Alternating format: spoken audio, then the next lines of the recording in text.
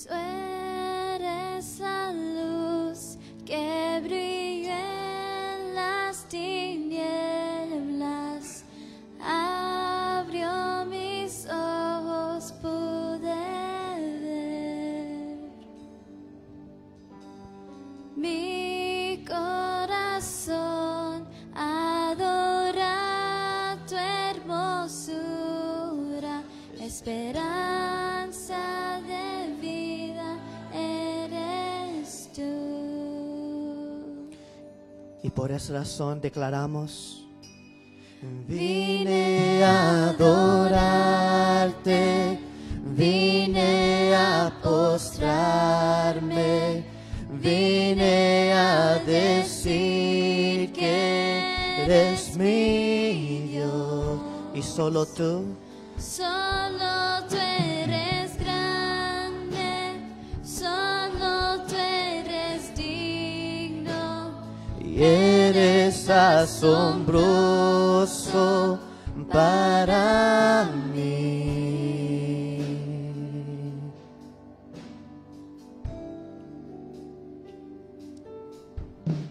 Tú eres el Rey grandemente exaltado, glorioso por siempre, Señor. al mundo Que creaste y humilde viniste, y pobre te hiciste por amor.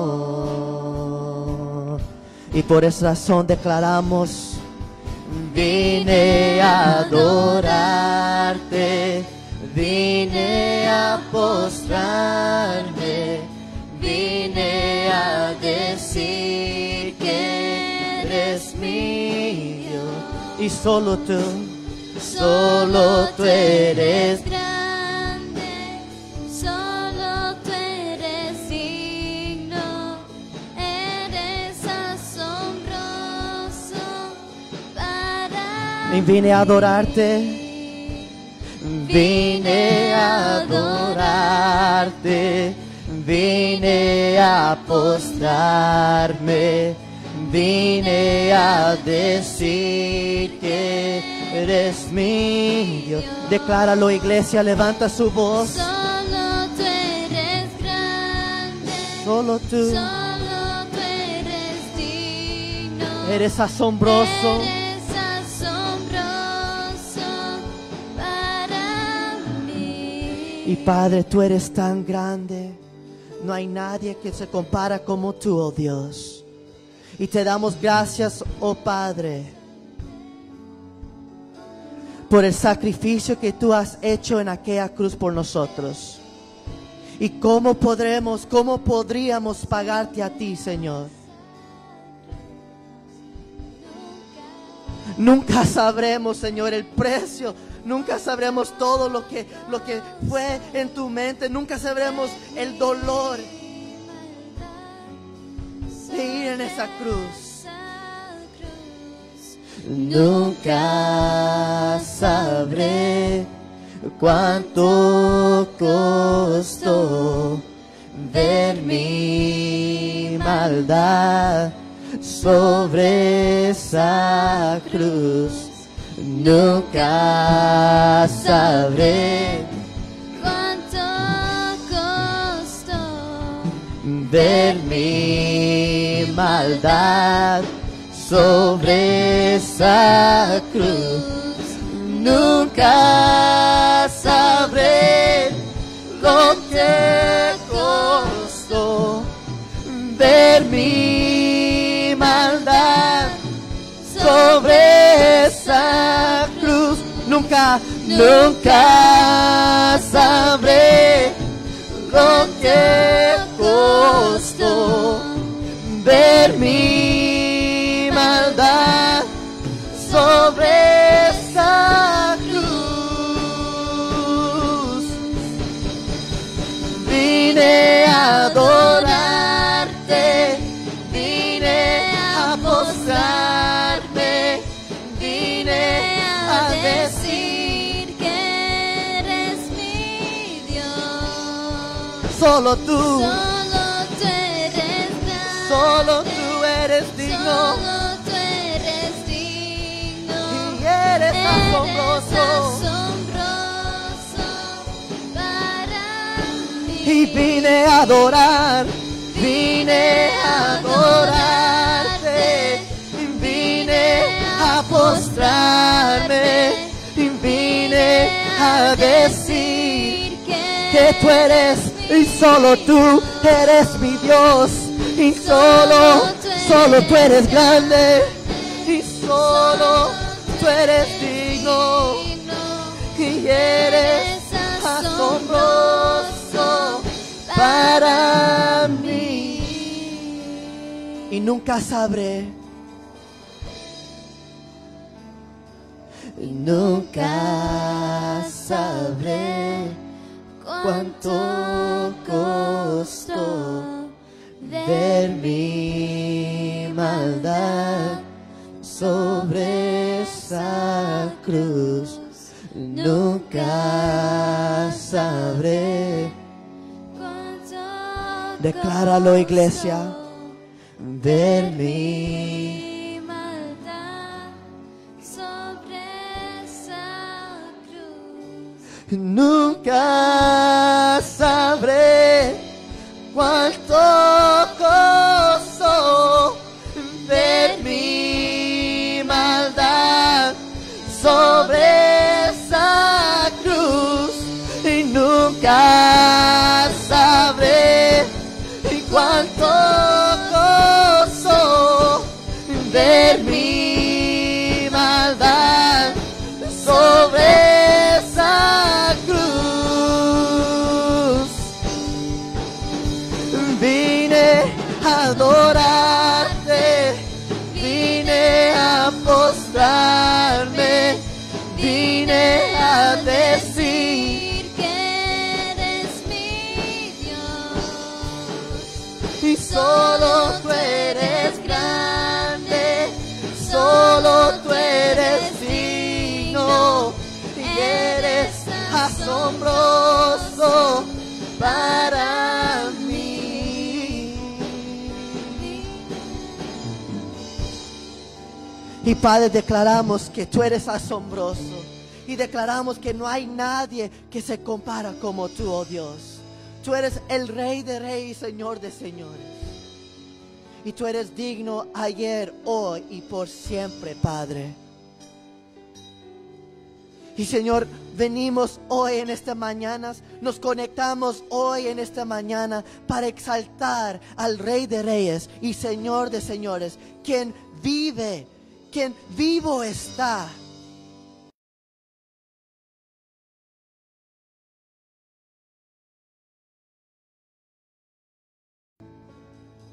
Que tú seas exaltado hoy en esta mañana y ningún ser querido persona en este hogar. Porque solo tú eres digno de toda alabanza, solo tú eres digno de toda adoración. Y Padre, todo lo que hacemos se trata de ti. Todo comienza contigo y todo termina contigo. Y Padre, que tu nombre sea exaltado, no solamente con estos cánticos que hemos entonado, pero al igual, Señor, que tú seas exaltado a través de tu palabra. Y que tu palabra, Señor, penetra a cada corazón que esté escuchando. Y Señor, que tu espíritu penetra a cada persona. Y que nos revela, Señor, aquellas cosas que tiene que cambiar en nosotros, para que el mundo pueda ver que tú existes. Señor, oramos en este momento por aquellos que lloran, aquellos que están luchando, que están sufriendo con su salud, con miembros que han perdido un ser querido. Levantamos en esta mañana a nuestra querida hermana Esther McElroy. Levantamos en oración a nuestra querida hermana Noches. Levantamos en oración a nuestra querida hermana Eddie, a la hermana Silvia. Padre, levantamos en oración a aquellos que están luchando. Y hay muchos más que no han levantado hoy en esta mañana, pero Padre, tú conoces a cada circunstancia. Y Padre, que tu nombre sea glorificado. Y al igual te pedimos que tú consueles el corazón de aquellos que están pasando por tribulación en este momento. Aquellos que están pasando por una tormenta. Aquellos que no están viendo una luz al final del túnel. Pero Señor, que pueden ver esperanza en Cristo Jesús. Por aquellos que están preocupados de este mundo, de todo lo que está sucediendo, de toda la injusticia. Señor, oro en esta mañana que cada persona que pongamos nuestra esperanza en Cristo Jesús, que vendrá pronto y pondrá todo en orden. Donde estaremos contigo para siempre, donde estaremos en tu presencia, donde ya no hay llanto, donde ya no hay dolor, donde ya no hay injusticia. Y allí es donde ponemos nuestra esperanza en Cristo Jesús, quien ha vencido al mundo y que está sentado a la diestra del Padre. Glorifícate, oh Dios, glorifícate en medio de nosotros para que tú recibas la gloria. Y en tu nombre oramos. Amén y amén. ¿Por qué no le damos un aplauso fuerte al Señor, no?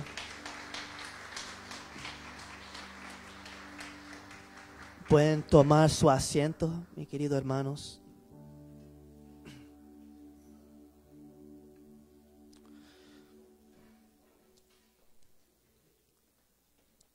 Le quiero agradecer hoy en esta mañana a todos que están aquí. Yo sé que algunos no vinieron porque estaban preocupados por la tormenta, pero la tormenta no va a parar a nosotros a alabar al Señor. Y entendemos que hay ciertas personas por diferentes circunstancias que no están aquí. Y entendemos y les amamos, les apreciamos. Estamos orando por ustedes y espero que al igual ustedes sean bendecidos a través de este mensaje. Hoy en esta mañana quisiera que abran sus Biblias conmigo y vamos a estar en el libro de Juan capítulo 17. Y el título de este sermón hoy en esta mañana es Orando por ti. Mira a la persona que está a su lado y dile, estoy orando por ti. Y si estás viendo en redes sociales, ponga allí en el comentario, orando por ti. Ahora, aquellos miembros que están aquí en la iglesia, por favor, no se suban, no se vayan en Facebook y pongan orando por ti. Pongan atención al mensaje. Pero quisiera contarle una historia antes de leer Juan capítulo 17. En marzo del 1943, la vida en la Alemania nazi fue oscura. Los planes de Hitler en su equipo estaban saliendo a la luz y muchos líderes alemanes sabían que Hitler estaba llevando al país a la destrucción. Entonces, algunos oficiales del régimen nazi comenzaron a planear asesinar a Hitler. Varios de estos intentos de asesinato nunca ocurrieron o fallaron. Pero en marzo de 1943, luego de que otro plan fallara de un grupo de conspiradores, Rudolf Christoph Freyer von Gersdorf, un largo nombre, acordó intentarlo de nuevo. Tomó 2 bombas con fusible de 10 minutos y los ató a su pecho bajo un abrigo. Tomó parte de un grupo que debía darle a Hitler un recorrido por algunas armas soviéticas capturadas. Su plan era mantenerse lo suficiente cerca de Hitler para que después de 10 minutos pudiera abrazar a Hitler y matarlo. Fue una misión suicida. Von Gersdorf prendió los fusibles de 10 minutos y caminó tranquilamente alrededor del grupo, estando consciente de que él también moriría. Tenía 10 minutos para que explotara la bomba, pero antes de que pasaran los 10 minutos, Hitler se fue. Entonces, von Gersdorf tuvo que disculparse con calma, ir al baño y desactivar las bombas atadas a su pecho que explotarían en pocos minutos. ¿Qué creen que pasó por la mente de este hombre en esos 10 minutos? ¿Creen que oró? ¿Su familia y amigos estarían en su mente? ¿Estaría nervioso? Piensen en esto. Si tu misión fuera morir, ¿qué harías en esos minutos finales? A medida que nos acercamos a nuestro texto en Juan capítulo 17, vamos viendo con más claridad la misión de Jesús. Now, Jesús, Él también tendrá que morir. Y Él tendrá que morir una muerte glorioso, pero doloroso. La diferencia entre Jesús y von Gersdorff son: la misión de Jesús no le obliga a matar a nadie. En la misión de Jesús no hay una desactivación de bomba. En la misión de Jesús no hay un plan B.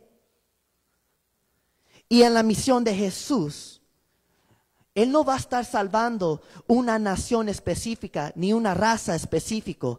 Él estará salvando a toda la humanidad. Y a medida que las últimas horas de Jesús se acercan, Él toma un tiempo para orar. Y esta es la tercera oración que veremos en el libro de Juan, o lo que está registrado por Juan.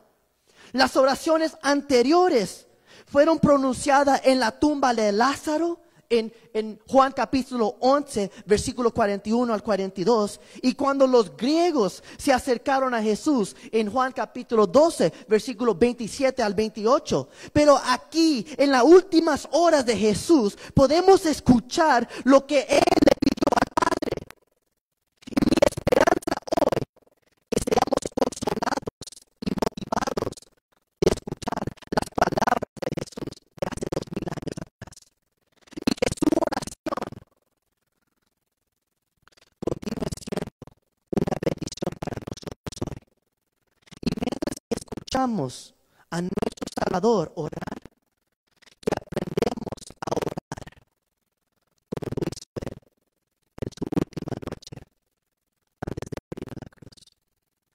La primera cosa que me gustaría que podemos ver es en la última noche, en su última noche, Jesús oró por sí mismo. Jesús oró por sí mismo. Noten en el versículo 1 lo que dice en Juan capítulo 17, versículo 1. Jesús mira hacia el cielo y mirando hacia el cielo, escuchen las palabras que Él declarará. Él dice: Padre, ha llegado la hora. Padre, ha llegado la hora. Glorifica a tu Hijo para que tu Hijo te glorifique a ti. ¿Escucharon? Padre, mi hora ha llegado. Glorifica a tu Hijo para que tu Hijo te glorifique a ti. Puede parecerle extraño que Jesús abre esta oración orando por sí mismo. Muchas veces diríamos que eso es una persona narcissistic, que solo piensa en él. D.R.A. Torrey dijo estas palabras: una oración por uno mismo no es necesariamente una oración egoísta. Pero la clave es por qué Jesús le está pidiendo a Dios que lo glorifique. Pues Jesús dice: glorifícame. ¿Para qué? ¿Para glorificar a quién? Para glorificarte a ti. Worsby simplemente señala que, y escuchen esto, el siervo de Dios tiene todo el derecho de pedirle a su Padre la ayuda necesaria para glorificar a su nombre. ¿Escucharon? el siervo de Dios tiene todo el derecho de pedirle a su Padre la ayuda necesaria para glorificar su nombre. Entonces, cuando Jesús abre su oración, tengan en cuenta que Jesús dice que ha llegado la hora. ¿Qué hora ha llegado? La hora de su muerte. Entonces, cuando Jesús habla de ser glorificado y de traer gloria al Padre, Jesús se refiere a su muerte en la cruz. Y así como la gloria de Jesús se verá en la cruz, también se verá la gloria del Padre cuando Jesús está colgando en esa cruz. En el versículo 4, Jesús trajo gloria a Dios a través de todo lo que Él hizo, de sus milagros y hasta su forma de caminar y vivir por el Padre. En el versículo 5, Él glorifica a Dios en su muerte y resurrección. Y esto también será el medio de su regreso al Padre y a la gloria que Él tuvo con Él, con el Padre, antes que el mundo existiera. Sin embargo, Jesús trajo la mayor gloria al Padre a través de su sufrimiento y muerte. Desde el punto de vista humano, el Calvario fue una exhibición repugnante del pecado del hombre. Pero desde el punto de vista divino, la cruz reveló y magnificó la gracia y gloria de Dios. Jesús traerá gloria a Dios a través de su sufrimiento. Y que esto sea un recordatorio para nosotros como iglesia. Estamos llamados a glorificar a Dios en todo lo que hacemos. Pablo escribe en 1 Corintios capítulo 10 versículo 31 que cualquier cosa que hagamos, hagámoslo todo por la gloria de Dios. Y como vemos aquí, el modelo para glorificar a Dios puede requerir que pasemos por el sufrimiento. Ahora quiero aclarar, Jesús en su última hora, Él dice, glorifica ¿a qué? A tu Hijo, para que tu Hijo te glorifique a ti. Ora para que oremos de esta forma. Dios, y escuchen esto, Dios, de cualquier forma que quieres glorificarte a través de mí, que siempre te daré la gloria. ¿Escucharon? Dios, de cualquier forma que quieres glorificarte a través de mí, que siempre te dé la gloria. Con esto puede haber ocasiones en que Dios nos glorifique a través de bendiciones y prosperidad. Y no hay nada malo con eso.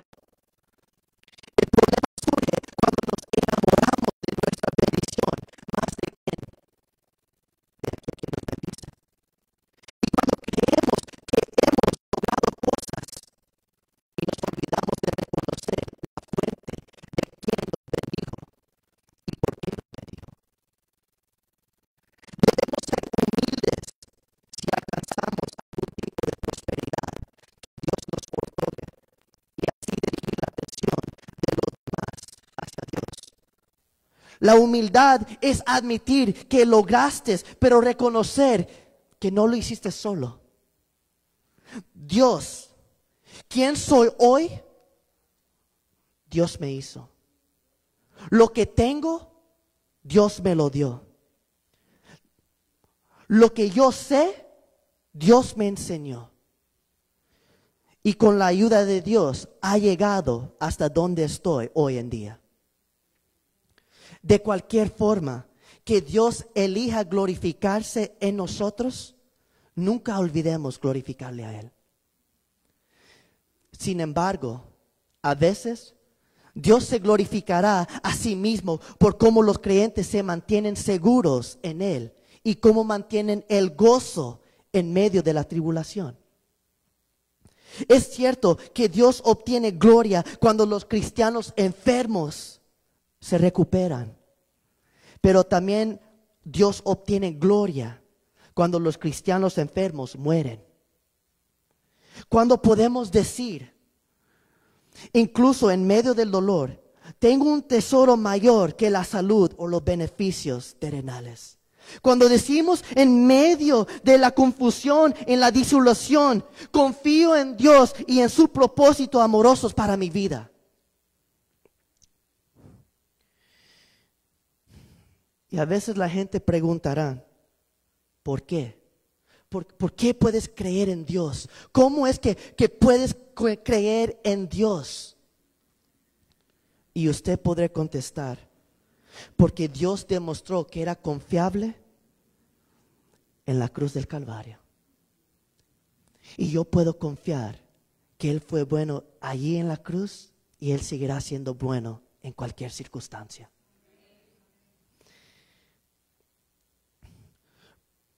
Y eso es lo que trae a Dios, gloria. Y creo que muchas veces nos olvidamos de lo tan glorioso que es Dios.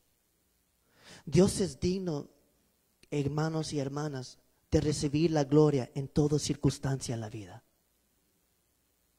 En lo bueno y en lo malo. En el momento de alegría, en el momento de tristeza.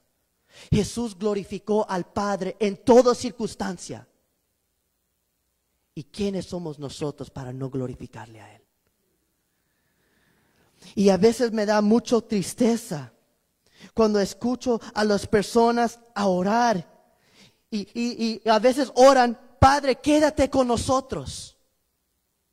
No te vayas. No te vayas de nuestro lado. Pero el Evangelio nos dice que Él está con nosotros. Tú eres un hijo de Dios. Él es para ti. Él ha prometido cuidar de ti.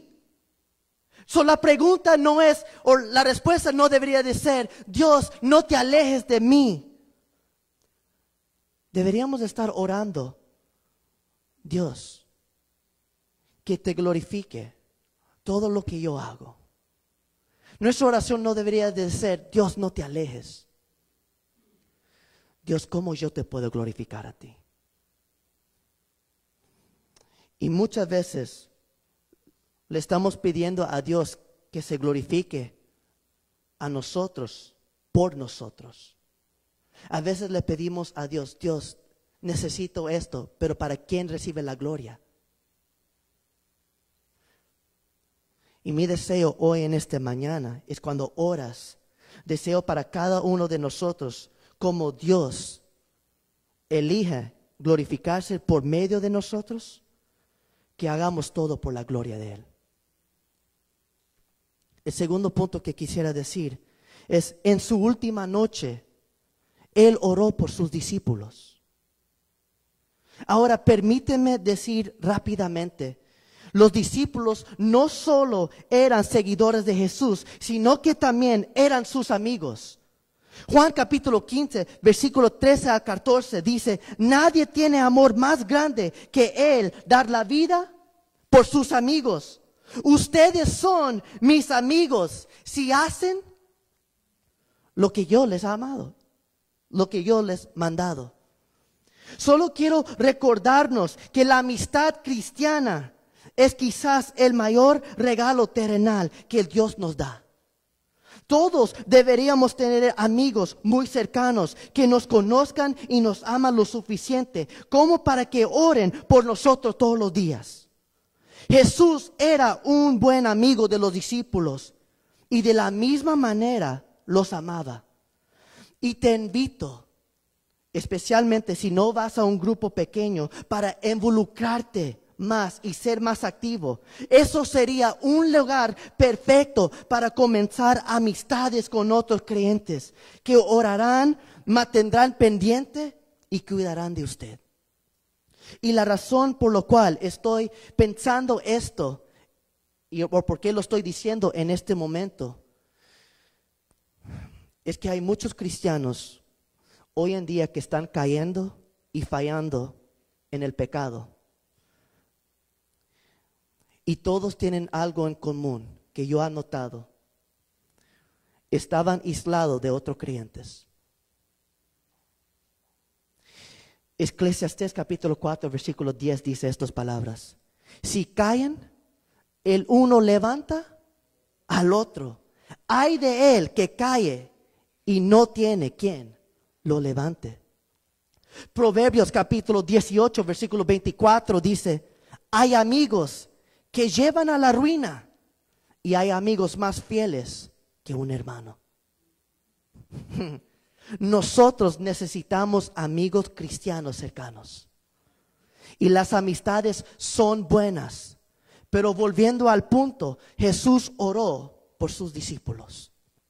En el versículo 6, Jesús dice estas palabras, y note, en Juan capítulo 17, versículo 6, note lo que él dice. A lo que me diste del mundo, les he revelado quién eres. Eran tuyos y tú me lo diste. Y ellos han obedecido tu palabra. En el versículo 9, Jesús dice estas palabras. Note lo que dice en el versículo 9. Ruego, ¿por quién? Por ellos. No ruego por el mundo, sino por los que me has dado, porque son tuyos. Lo primero que quiero que noten del versículo 9 es que esta es una oración exclusiva. Jesús dice, pido en su nombre, no pido en nombre del mundo, sino de aquello que me has dado, porque son tuyos. Las personas a las que Jesús se refiere y por lo cual está orando son mencionados en el versículos anteriores. Según en el versículo 2, son los que el Padre le ha dado al Hijo. Y ellos son los que Él ha dado la vida eterna.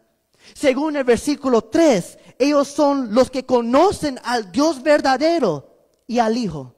En el versículo 6 de Juan 17, son aquellos que han recibido la palabra de Dios y lo han guardado.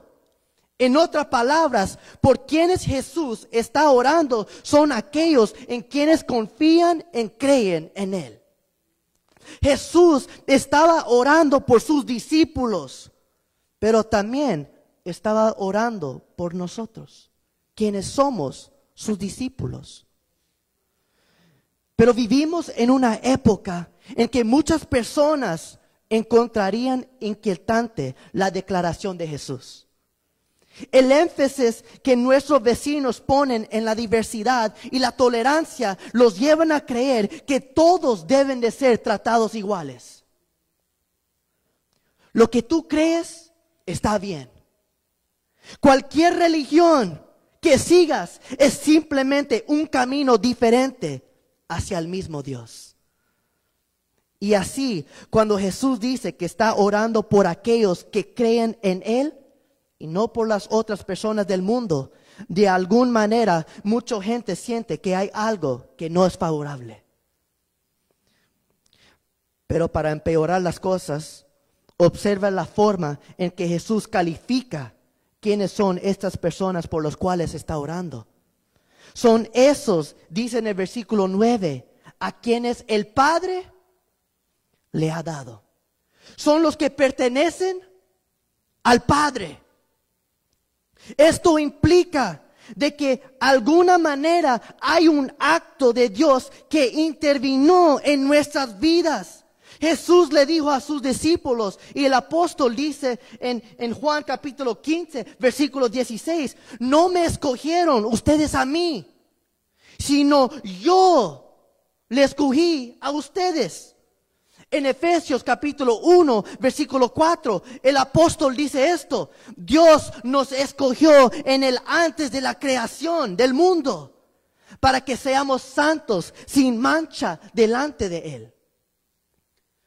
Y no quiero que esta idea de que Dios elija a las personas te moleste. Tú y yo no sabemos a quién ha elegido Dios, pero solo podemos saber que Dios nos ha elegido a nosotros, porque hemos decidido a confiar y creer en Él. Y nuestra reacción debería ser: oh, qué increíble acto de misericordia me has mostrado, Dios.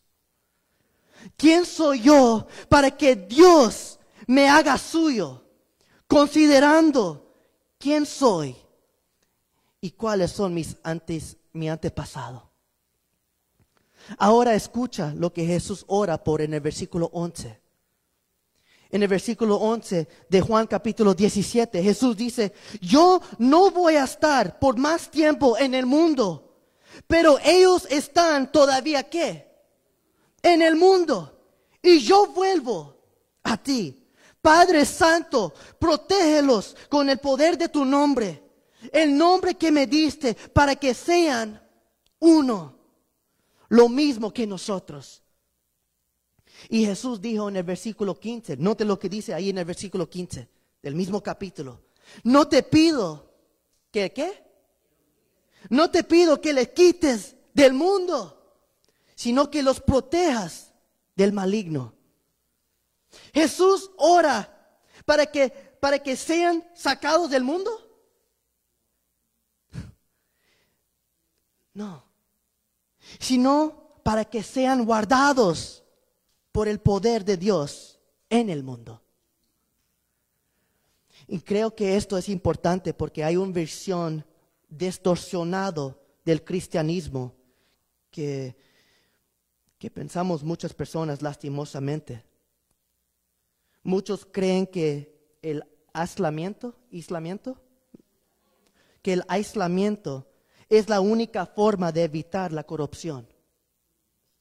Pero el verdadero discípulo no es el aislamiento del mundo, como Jesús dice aquí, es vivir como Jesús en el mundo. David Platt dijo estas palabras: nuestra misión no es desinfectar a los cristianos y a ponerlos en un instante, sino discipularlos y ponerlos en servicio. En Efesios 4, versículo 17, Pablo exhorta a los de Efesios a no caminar más como lo hacen los gentiles. Las palabras como y lo hacen indican que los lectores de Pablo una vez vivieron de la manera que ahora deberían renunciar y rechazar.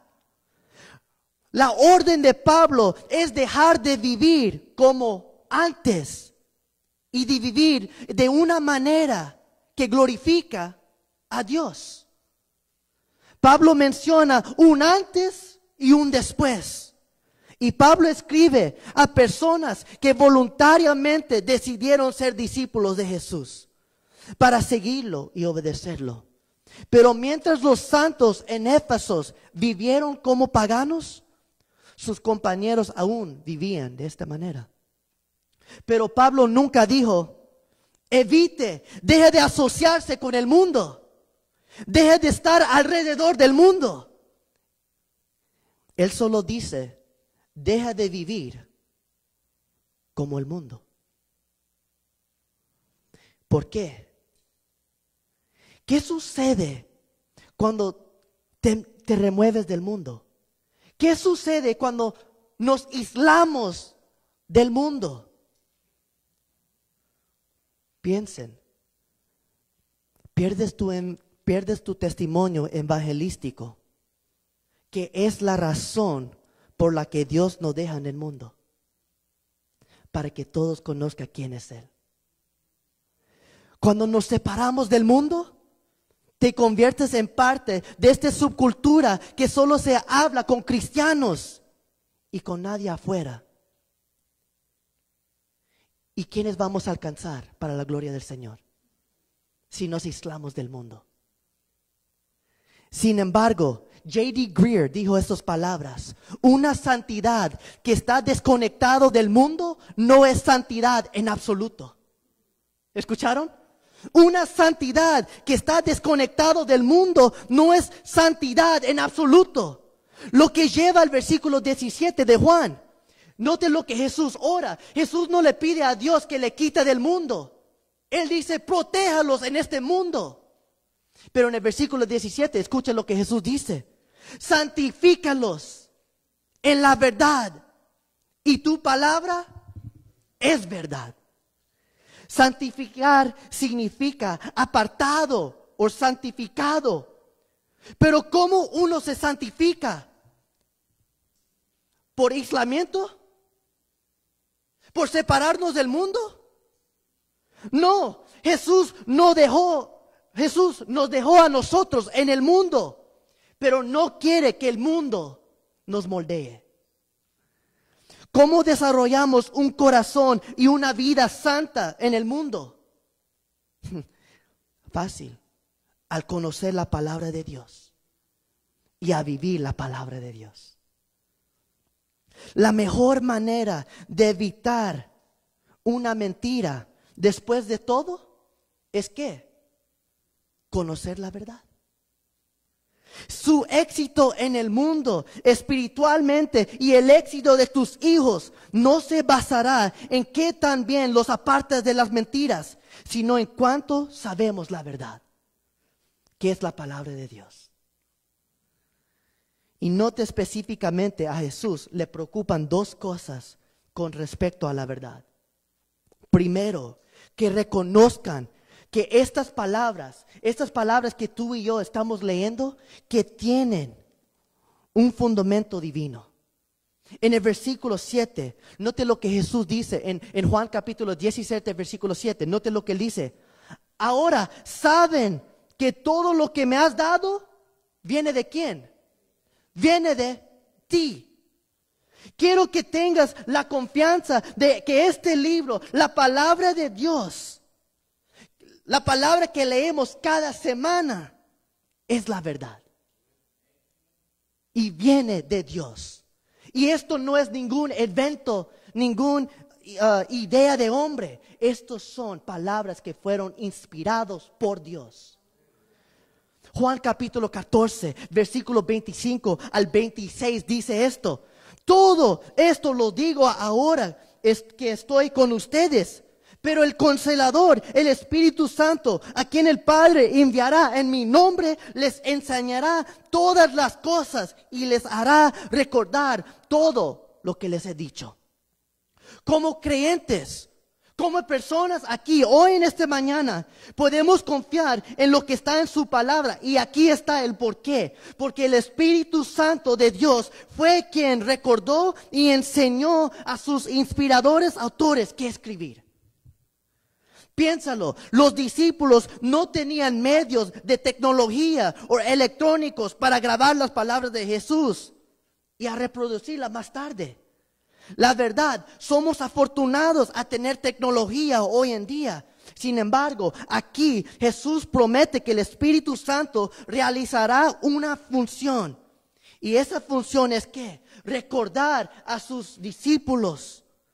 A predicar todo lo que Jesús le dijo y enseñó, y les dará entendimiento, enseñándoles lo que significa estas cosas. Esto significa que podemos confiar en el Nuevo Testamento, junto al igual con toda la palabra, porque fue inspirado por Dios. Y su segundo preocupación era que internalizaran estas palabras. Note lo que dice en el versículo 8. ¿Por qué les ha entregado las palabras que me diste? Y ellos las aceptaron.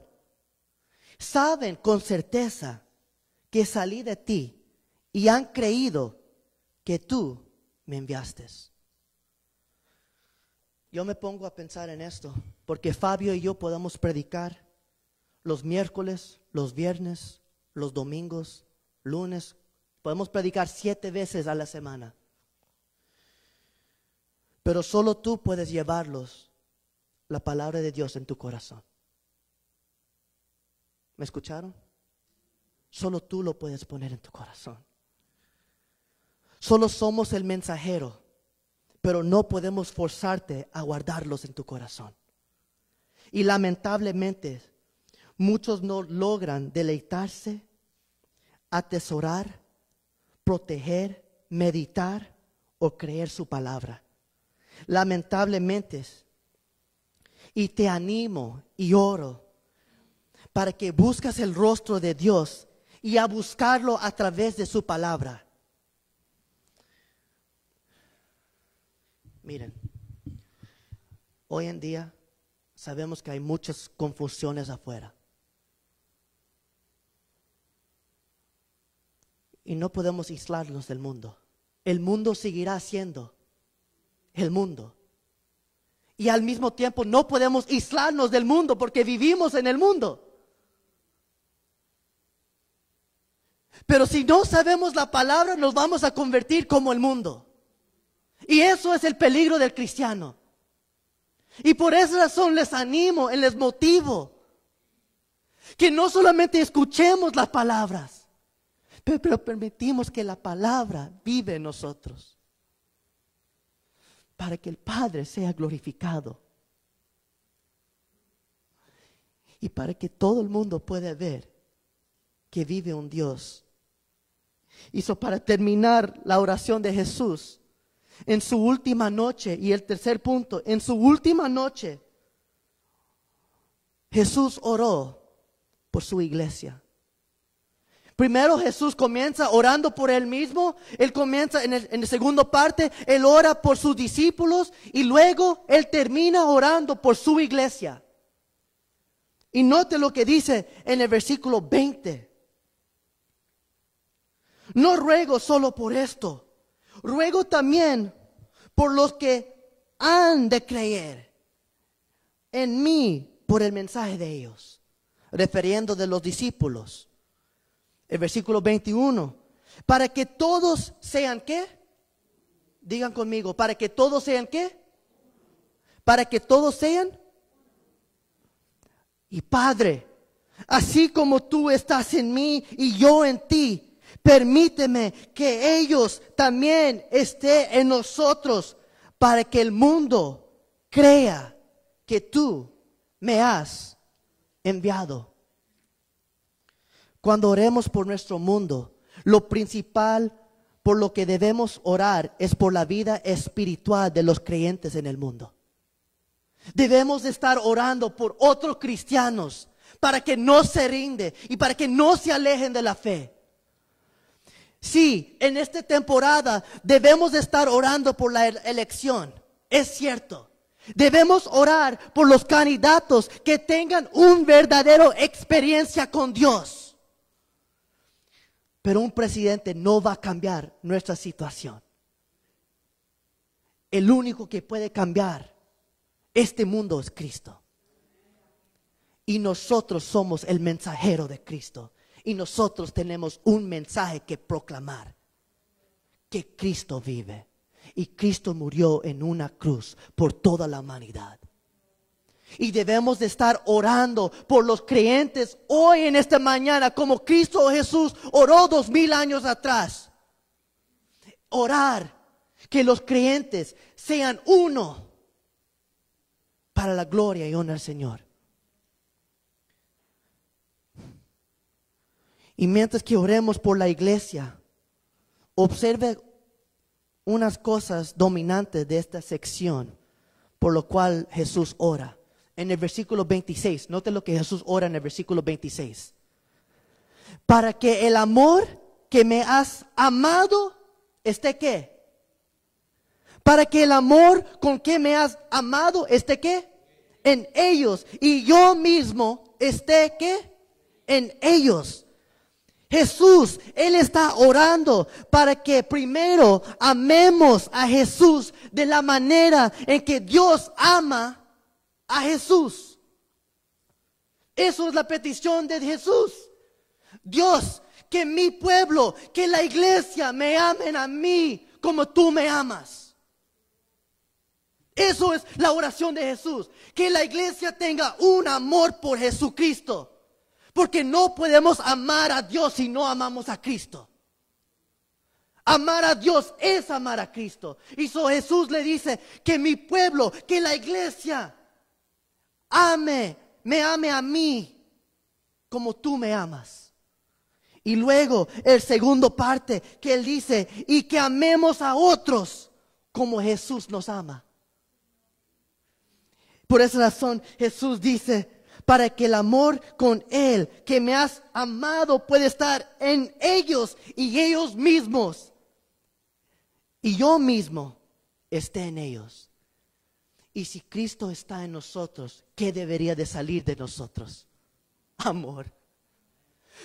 Cristo está orando que el cristiano ame a Jesús como Dios ama a Jesús, y está orando que el cristiano demuestra el amor de Jesús como Él lo demostró.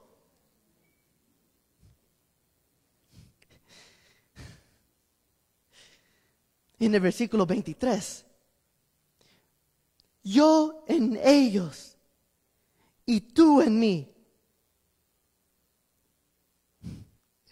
Permite que alcance la perfección en la unidad. Y así el mundo reconozca que tú me ¿qué? Enviaste. Y que los amado y que los has amado a ellos tal como me has amado a mí. ¿Cómo sabrá el mundo que Dios es real? ¿Por lo que bien yo predico? ¿Por lo tan bueno que canta el grupo musical? ¿Por lo tanto que se llena este edificio? ¿Porque estamos aquí en medio de una tormenta? ¿Porque hemos tenido servicios durante una pandemia? Por eso, ¿cómo el mundo sabrá que Dios es real? Por cómo amamos. Por cómo demostramos el amor de Dios. Eso será evidente a las personas. Y cuando perdemos nuestra unidad en la iglesia es porque le hemos dado más importancia a una situación más que Jesús. Si la iglesia se divide por el presidente, tenemos un problema. Si estamos discutiendo situaciones políticas o mi idea, debemos de usar máscaras, debemos de, lo que sea. Cualquier cosa que es más importante que Jesús, tenemos un problema. Y si la iglesia no está unida, ¿qué estamos demostrando? ¿El amor de Jesús? ¿El amor de Dios? Por ejemplo, en Hechos capítulo 15, Pablo y Bernabé tuvieron un gran desacuerdo. Y cuando terminaron de comenzar la iglesia en Antioquía, Pablo menciona y le dice a Bernabé, hey, volvamos a visitar a los hermanos y hermanas de nuestro primer viaje. Bernabé dice, hey, buena idea, estoy de acuerdo. Vamos a regresar a ver a los otros cristianos que hemos predicado. Pero Bernabé dice, pero Pablo, tengo una idea, quiero traer a Juan Marcos con nosotros. Y Pablo dice, no quiero Juan Marcos que vaya con nosotros. Él fue un traidor. En Hechos capítulo 12, versículo 25, Juan Marcos les acompañó en el primer viaje misionero. Pero luego en Hechos capítulo 13, versículo 13, Juan Marcos regresó de nuevo a su casa. Les dejó en su primer viaje. No sabemos por qué Juan Marcos regresó a casa. Algunos dicen que Juan Marcos estaba enfermo. Otros creen que extrañaba su casa. Mientras que otros suponen que no le gustó el liderazgo de Pablo. Independientemente del caso, no está registrado el por qué Juan Marcos regresó. Solo sabemos que Juan Marcos, ¿qué? Regresó a casa. Lo que sí sabemos que esta decisión causó un gran conflicto entre Pablo y Bernabé. Y fue un desacuerdo. Dos grandes hombres de Dios que trabajaron tan bien en el uno con el otro, tomaron la decisión de separarse. Y en Hechos capítulo 15, versículo 39, no vemos a Pablo y Bernabé orando y siendo uno con el Espíritu. Y esto no es lo que Jesús oró en Juan capítulo 17, versículo 20. Jesús dijo, Padre, yo oro para que ellos puedan ser unos como tú y yo somos uno. Ellos Pablo y Bernabé tomaron una decisión de ir separados. Pero lo que quiero que veas es esto. Por su gracia, por la gracia de Dios, podemos superar el conflicto que creamos dentro de la iglesia. ¿Me escucharon? Por la gracia de Dios, nosotros podemos superar el conflicto que creamos dentro de la iglesia. Somos propensos a estar en desacuerdo y tenemos ideas diferentes.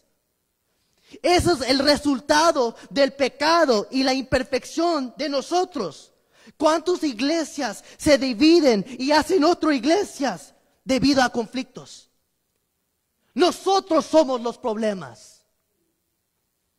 Y llegará el día en que ya no tendremos conflictos y seremos uno al 100%. Pero separarnos es lo último que debemos sacar del libro de Hechos.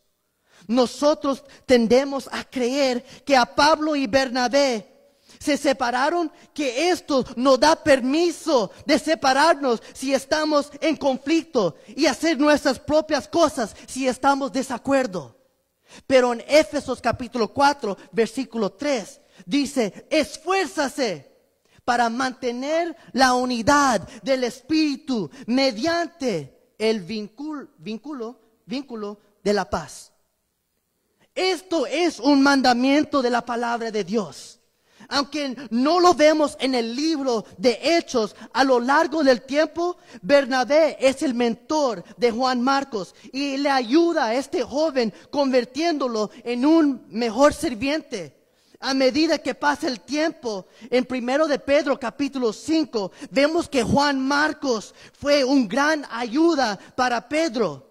Además, en 2 de Timoteo capítulo 4, versículo 11, Pablo se prepara para morir y le escribe a Timoteo diciéndole estas palabras: traiga a Juan Marcos con usted, será de gran ayuda. ¿Escucharon la oración de Pablo? Antes de morir, le pide ¿por quién? Por Juan Marcos, el cual no quería en el viaje de regreso. Solo Dios puede cambiar el corazón de la persona. Y Dios es quien nos da la gracia para recuperar muchos conflictos que suceden dentro de la iglesia.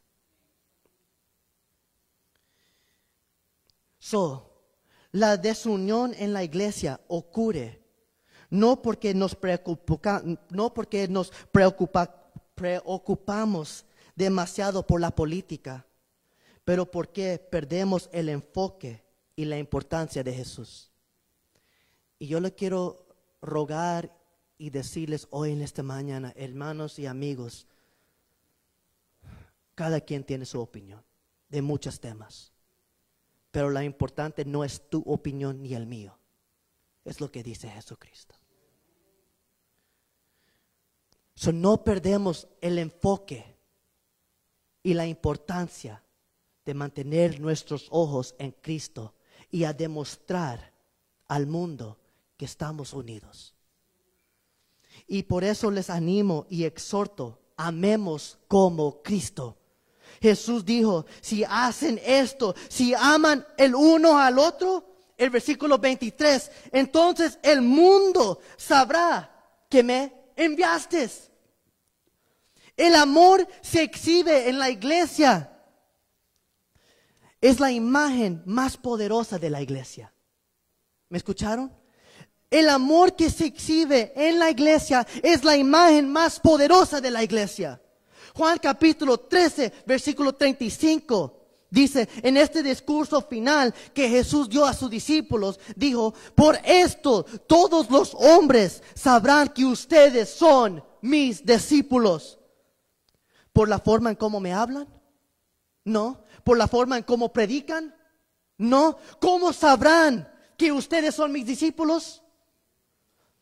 Note lo que Jesús dice. De este modo sabrán que son mis discípulos, si se aman los unos a los otros. cómo se aman, cómo perdonamos y cómo servimos unos a otros y cómo negamos a separarnos unos de otros.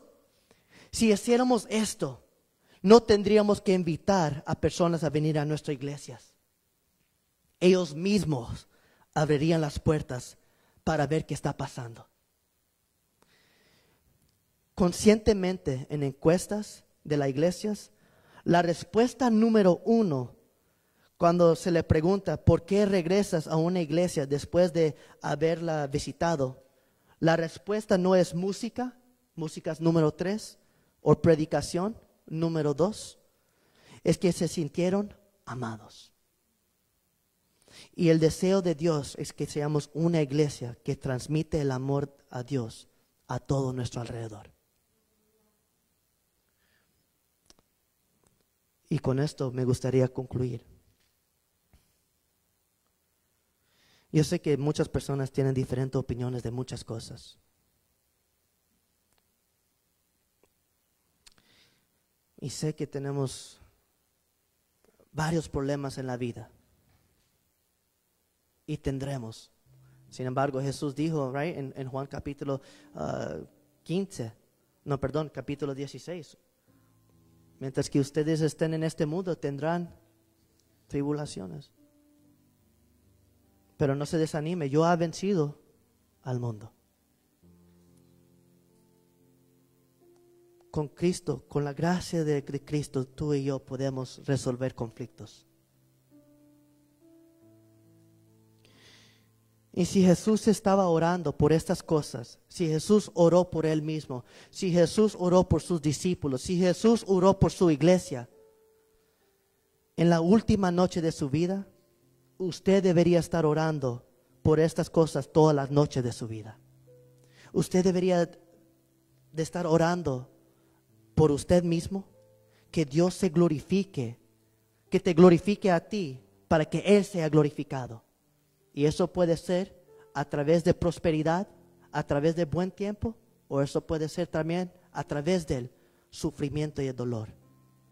Debemos de orarle al Señor, glorifícate a mí para que yo te glorifique a ti. Para que todos alrededor puedan ver tu gloria. Pero luego Jesús oró por sus discípulos. Y tú y yo deberíamos estar orando por los discípulos de Cristo. Y deberíamos de estar orando por la unidad de las iglesias hoy en día.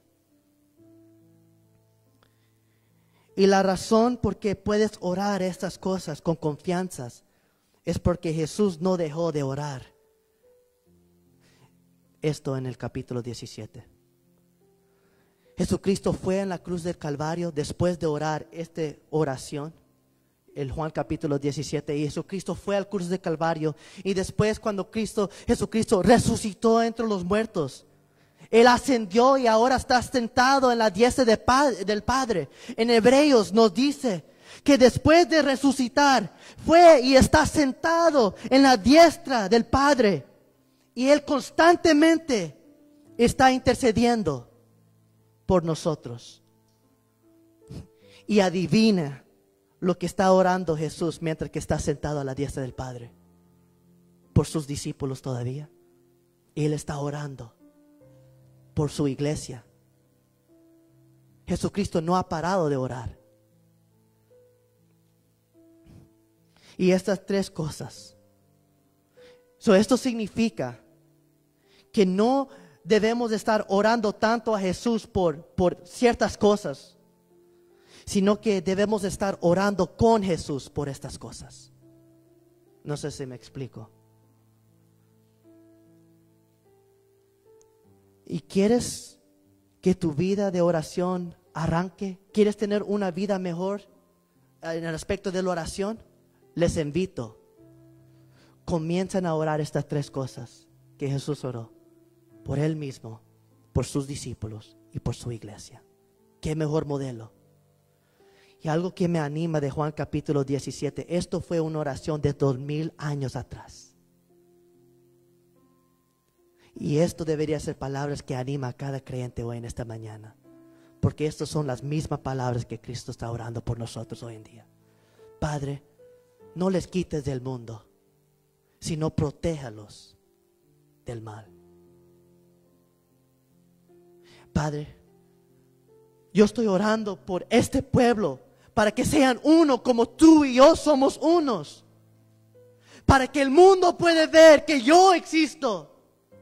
Padre, no le quites del mundo, pero santifícalos por medio de mi palabra, que es la verdad. So, iglesia, tenemos una gran responsabilidad. Sí, estamos viendo un movimiento hoy en día. Estamos viendo protestas, estamos viendo todas cosas. Y yo no te podría decir que el final del mundo ha llegado. No soy profeta. Pero lo que sí te puedo decir algo, necesitamos más de Dios. Y eso te puedo decir con mucha seguridad. Tú necesitas más de Dios. Yo necesito más de Dios. ¿Y cómo tendremos más de Dios? A través de su palabra y a través de buscando su rostro. So, mi invitación y mi exhortación para cada persona es esto. Santifícate a través de su palabra y ora como Jesucristo para que te proteja en este mundo, para que seas un mejor discípulo y para que nuestras iglesias y otras iglesias sean uno, como el Padre y el Hijo son uno, para que su nombre sea glorificado hasta que Él regrese. Con eso inclinemos nuestro rostro. So, Padre, te damos gracias y Padre, oramos en este momento.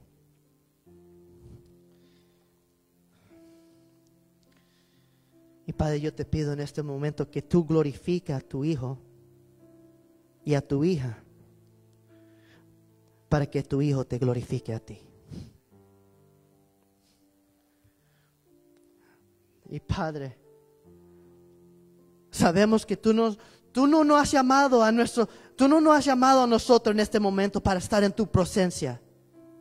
So, mientras que estemos en este mundo, Padre, protégenos. Hasta que el momento que tú nos llames, Señor. O hasta que tú regreses. Protégenos en este mundo. Y Padre, te ruego, mientras que tú nos proteges en este mundo, que seamos santificados por medio de tu palabra. Que tengamos un voz atento a tu voz. Que tengamos oídos atentos a tu voz. Que tengamos un corazón dispuesto a recibir tu voz y a ser transformado por tu voz, que es tu palabra, que es la verdad. Y Padre, que también nosotros podemos demostrar tu amor. Para que, Señor, tú y yo, como hermanos y hermanos, seamos unidos como el Padre y el Hijo son unidos. Son uno. Padre, oro en este momento que tu iglesia sea uno. Para que tu nombre sea glorificado. Y para que el mundo vea que tú existes. Tú existes. Permite que alcanzamos la perfección en la unidad. Para que el mundo, a que tú nos enviaste, a que tú nos has dejado quedar aquí, que pueden ver que tú le has amado a ellos también. So, Padre, oro en este momento por cada creyente. Oro por tu iglesia. Y que tu nombre sea exaltado y glorificado. Te damos gracias, oh Dios. Y en tu nombre oramos. Amén. Y amén. Pues, mis queridos hermanos, id y no peques más. Al igual, id y manejen con cuidado. Que Dios me lo bendiga.